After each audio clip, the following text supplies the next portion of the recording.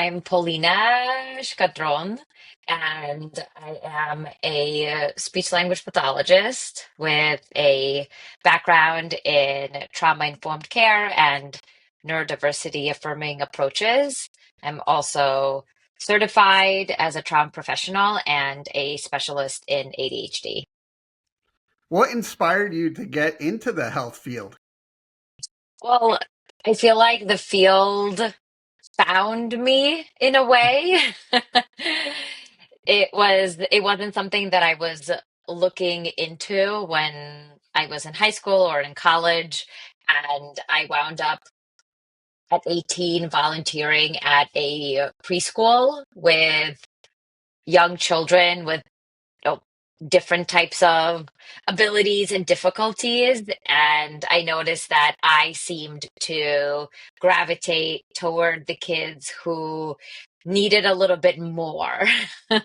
And I didn't even know that this field existed until I wound up being mentored by the therapist who was part of that preschool. And I feel like the rest just wound up collecting over the years. Can you tell me about Play to Learn?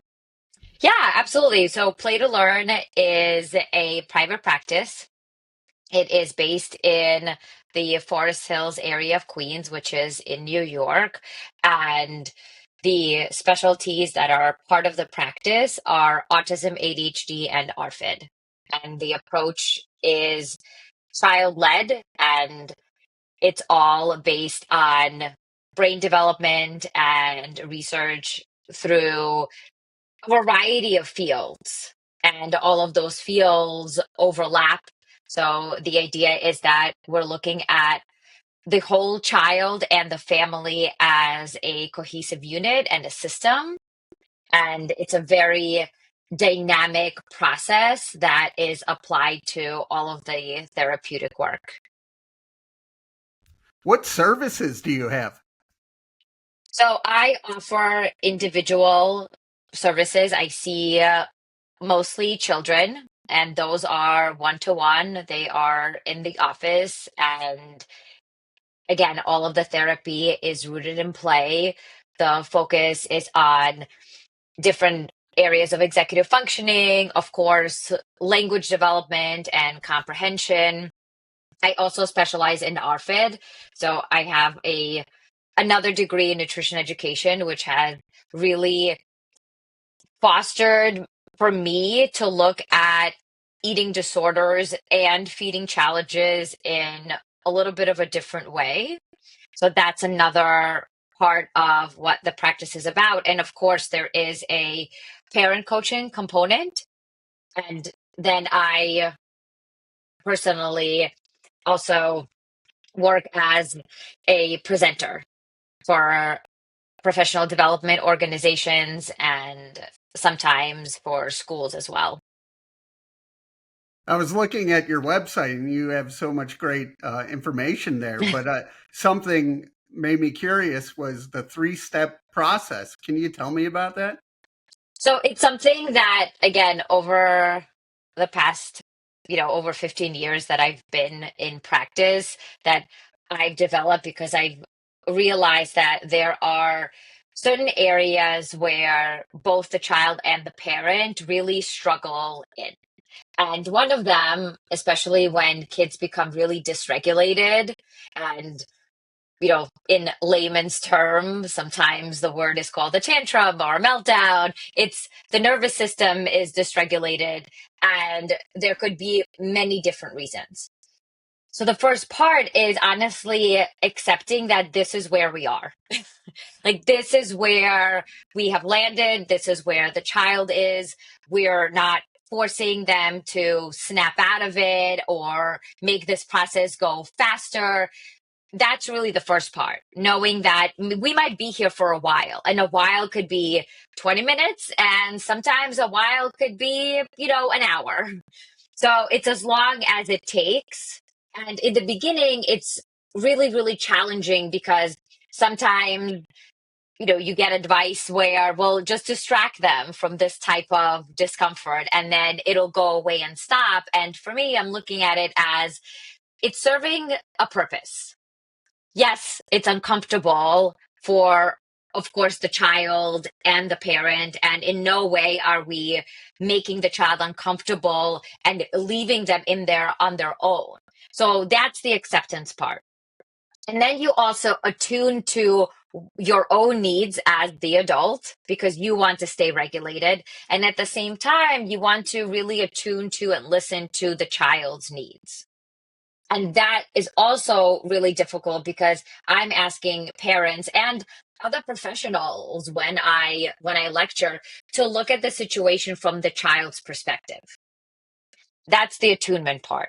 And then you reach the higher level of advocacy where then you're able to, when children are young, they can't advocate for themselves. So the parents become their advocators and me as a professional I become an advocate for them. And what we want to build is skills in advocacy for themselves, for them to be able to say, this was really hard for me, or I didn't like it when. And that advocacy component is really pivotal because then the child begins to understand their own needs, what works for them, what doesn't work for them, and then they take it with them through their school years, right? Like into college, into employment. So it's not just something that happens when kids are older, it's something that we need to build from a young age. What is the perception of neurodivergent kids? I think right now there's momentum being built around and you'll hear sometimes these buzzwords of neurodiversity affirming or acceptance, those type of approaches. And yes, there is a lot more awareness and there is a lot more acceptance. And at the same time, there are still some models that are very much rooted in this is a behavior and it's something that needs to be stopped. And the perception is, well, we could just override the child's nervous system. Or sometimes, unfortunately, I hear they're doing it on purpose. Meanwhile, it's not, this regulation is not purposeful. It's not intentional. It's not something that, a child wakes up one morning and says, I'm going to make this day the worst day possible for my teacher. Like that's not the intention that kids are coming into school with. And sometimes that's the perception. And then a kid gets labeled as, oh, that's the bad kid. That's the one who always misbehaves. And then it winds up being part of the child's identity. And then it becomes a very difficult task to pull the child apart from that identity because that's not who they are. They're not the bad kid. What are some of the challenges students are facing when returning to school this year? Well, one of the biggest challenges is especially when there's a transition from elementary to middle school or from middle school to high school or even like starting kindergarten, starting first grade, those types of jumps. First of all, it could be the child's first time on the bus, different, again, always a different set of teachers, maybe different classmates, a different building. So all of those challenges, even though to an adult they may seem small, to a child, they're all really big. And we have to understand that from their perspective, those school days, the initial ones, can be really tough because they don't know what to expect. And for a lot of neurodivergent kids, that unknown, that's the most terrifying part is I don't know what my teacher is going to be like. I don't know what the sounds in the classroom are going to be like. I don't know where I'm going to sit, who I'm going to have lunch with, what's for lunch.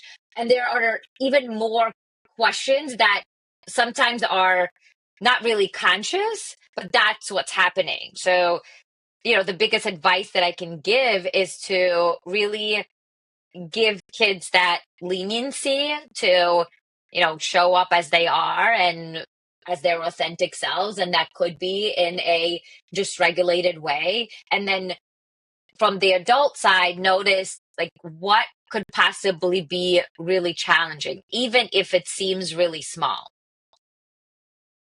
Yeah, you talked about some of the stressors, but as parents, you want to fix everything. So, what is some of the anxiety for parents when the start of the new year? I think you said it, it's the fixing part. Yeah. It's, I want to make sure that there are no stressors at all. And the honest truth is that that's impossible. And then it becomes very taxing for the parent because they want to come in and they want to save, and they don't want their child to struggle. And the other part that sometimes is really hard for parents to hear when I say, are they actually asking you to fix it? Because they're not. They're not asking you to fix it. They're saying this is in, again, every child says it in their own way. What they're actually saying is, I need you to commiserate with me because right now I'm going through something really hard. I'm actually not asking you to be rational because I'm not rational. And when you meet an irrational brain with a rational solution, there's always going to be a disconnect. It's like that for children, and it's also like that for adults. When you think of yourself as an adult and you're going through, an emotional moment, you don't want advice, right? You're not looking for somebody to say, so here's the plan. And I think this is what you need to do. What you're looking for is for the other person's nervous system to attune to you and to say, this is really hard. I'm so sorry that it's and that's how empathy gets created. So you're not saying, I'm sorry this is hard for you, and you should just forget about it. You're staying, again, it goes back to the acceptance part. You're staying in that moment. You're attuning to the needs of a dysregulated nervous system and then keeping track of your own. And then eventually, when like everybody's in a rational state, then you pose a question or a comment that sounds like, I wonder what we could do about it. Like, do you have an idea? So that it's a little bit more welcoming to a conversation instead of just saying, this is what you should do. Does being autistic or having ADHD affect someone's mental health? That's the easiest yes. Yes. There's so much information and there is so much research about the mental health aspect for autism and ADHD. And I know we have a short amount of time. So the one thing that I really want to mention is burnout. So there is a lot more research now about autistic burnout and ADHD burnout, what that looks like, how adults have described it to be really debilitating. Their executive function skills shut down. There are way too many stressors, and the overwhelm has gotten to a point where they have to pretty much retreat, and the nervous system shuts down because it simply cannot take anything else that's going on in the environment. And I've seen it start with younger kids as well. And sometimes when you see it as for younger children, it shows up as like overwhelming behaviors, for example, or like constantly saying like that they don't want something. And then sometimes it shows up as school refusal. And we want to look at it as, so that's the clue. That's the clue. That's like the outside. What is really happening? Like, where is it coming from? And what I've noticed, over the course of many years, and especially with the research coming out on burnout, is that it's real. The brain is exhausted and the nervous system is exhausted because for neurodivergent kids, it's like their nervous system is always on guard. Like something's about to happen. Where's the danger? So if you think about it that way, then like it takes so much more effort and energy to keep that going that of course there's going to be a crash. So we want to make sure that we buffer those stressors, and there are buffers, like family cohesion is a buffer to that type of stressor. I said my work is all rooted in play. Childlike play, just free play, that's a buffer to stress, because that is where like kids really thrive. It's what they need. It doesn't need to be adult directed. That's not how play is formed. And, you know, like walking outside is a very underutilized tool that there, and there's also, again, research coming out on like what the difference is between walking on a busy street versus walking in a park. Like that is, and the way that, your brain takes in information. It's also very different if you walk and you're on your phone versus you're walking and you're actually taking in what's going on in your environment. Yeah, I think the phone makes it even more like go, go, go because you're learning so many things all at one time. Yeah, that's a big one. Uh, and when you work with families, do you see their confidence level rise as they go through your process? I do. And there's also, confidence is part of it. And what I tell a lot of families is that that's like the middle part. We also want to work on the self esteem and self confidence, and then self efficacy. They're all different. They're integrated and related. And at the same time, we don't want to just boost somebody's confidence without working on their self esteem, because then we are really going deep into what is discomfort like? What does growth feel like? And what are you doing this for anyway? You're not doing it to get something, because then that defeats the purpose of, well, I'm going to struggle only because there's something better coming up. This is a different type of struggle. It's I'm going to struggle just because. And I have a support system, and then that support system is going to be there for me. They're not saving me because that's my own struggle. And then I realize, oh my gosh, I have skills. That's the self esteem part, is when kids realize that they have the skills. And then they're able to use the skills to boost their own confidence and their own ability, so that when they come into another environment, they can think to themselves, oh, I've been through this before. I know what this is like.